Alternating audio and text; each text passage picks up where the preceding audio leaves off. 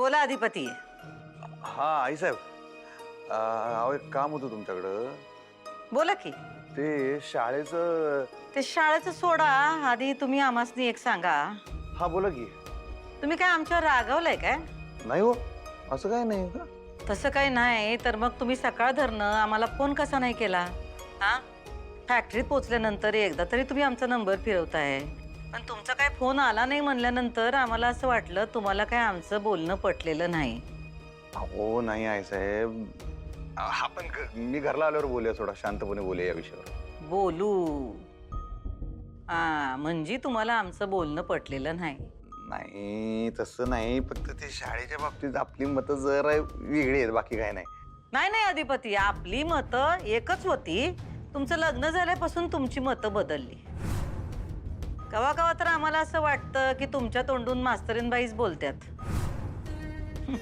नाही म्हणजे बायकोचा नवऱ्यावर प्रभाव असणं बरोबर आहे, आमचं त्याच्याबद्दल काही म्हणणं नाही, असतोच तो. पण तुम्ही जेवढा तुमच्या बायकोला मान देता, तुम्ही जेवढा त्यांच्या मतांचा विचार करता, तेवढा त्या तुमच्या मतांचा विचार करतात का? एवढा जरा एकदा विचार करा.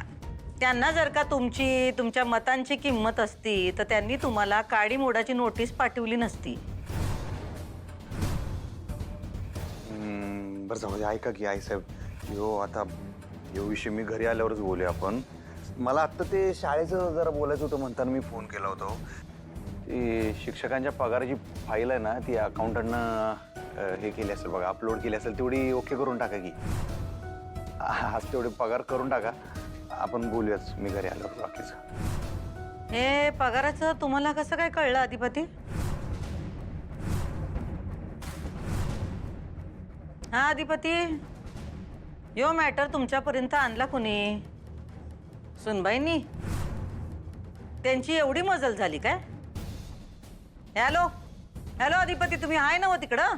हा हा हॅलो, हाय. इथं जरा नेटवर्कचा काय गोळ झाला वाटतो. हॅलो. ना, आम्हाला काय नेटवर्कचा इश्यू नाही. तुम्ही या घरी, या, मग आपण बोलू. आपण काय या गोष्टी फोनवर बोलण्यासारख्या नाहीत. या तुम्ही.